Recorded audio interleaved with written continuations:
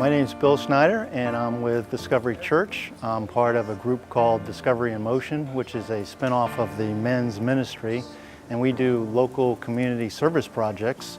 One of our key leaders had a tragedy at his mom's house. It had a fire and did extensive damage to the house, and so they don't have any insurance and they don't have any funds and they don't have any means for repairing the damage. And so we're rallying behind Sam and his mom and Wayne, the homeowners, and just trying to clean the house and get it back into a state where it's a livable condition. Right now it's unlivable.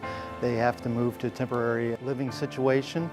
And so Discovery in Motion is organizing volunteers to help out in the different phases of the project. For me personally, it's been a really gratifying experience because I've seen God show up in such a big way here. There's been what I like to call God drops, and there's been numerous God drops throughout this project. The project is much more extensive than what we had originally anticipated. It's just been humbling the way the volunteers have stepped up and gone above and beyond what we've asked. The whole process involves rebuilding their garage where the fire mostly did most of the damage.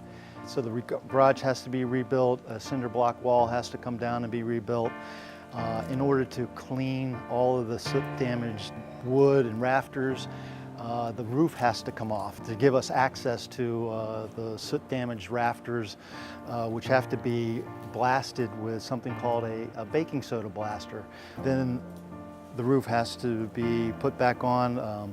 We have to redo all the air ducts. We're replacing all the air ducts. The whole house has to be rewired. There's plumbing that needs to be done. So there's a whole scope of work that has to be done, and it's a real challenge for volunteers to do this.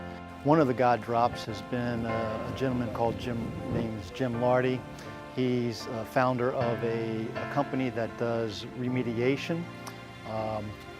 And I met Jim about 8 years ago at Discovery Church, and we talked about getting together and partnering on some volunteer projects, but I haven't seen him in the last 8 years. And I called him just asking for his advice. You know, how do you clean soot-damaged wood and personal items? And Jim went above and beyond, and rather than just offer some advice, he asked to come out and do a site visit and assess the damage and meet the homeowners and listen to their story.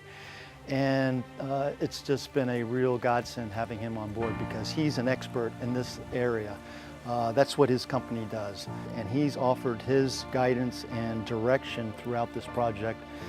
He put together the scope of work and the schedule of the work and how many trades are going to be needed, how many skilled trades are going to be needed, and how many hours each of those skilled trades would have to put into this project. So he's been just a shining light, and it's obvious that God has his hand in this project as he sent us Jim. The number of volunteers and people that are stepping up anywhere from Discovery Church and from Matthew's Hope and the Fuller Center from Housing, as another local service organization, has committed to partnering with us, and they have skilled labor and that can help with this project that we need for this kind of a project. So it's just been really humbling to see all the volunteers that have stepped up here. I ask, why do bad things happen to good people? And the homeowners here, Jeaney and Wayne Brooks, they are involved full-time in ministry. They do care ministry at Discovery Church. They do home ministry. Wayne's involved in prison ministry. And so they spend all their time in ministry. And so they're working for God. And so why would God let something, a tragedy like this, happen to them? Well, there's a verse in the Bible in John 3, verse 1 through 3, that talks about Jesus healing a blind man. And he's walking along with his disciples, and the disciples ask Jesus, who has sinned? This man that's blind or his parents? Why is he blind? And they're thinking that he did something wrong. And Jesus responded to them and said that The reason he's blind is so that God can show his grace and his love and his mercy on him. And then Jesus goes ahead and heals the blind man, and he shows God's love and his grace and his mercy, and it's outpouring. And I feel very strongly that that's what's happening here with Jeaney and Wayne, is God's giving us an opportunity to use us as his hands and his feet, and to pour out his love and his mercy and his grace on them, and he's using us as to do that. If you'd like to know how you can help, visit our Facebook page at Brooks Project. There we'll have a number of opportunities listed there where you can offer your services. We need volunteers. We need skilled and unskilled volunteers to help on our Saturday work days.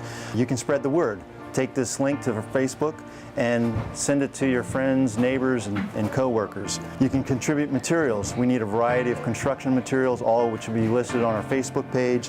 We need a variety of construction services, including HVAC, electrical, plumbing, roofing. All of these will be listed on our Facebook page. You can donate food and water, help our volunteers on their Saturday work days. You can donate money.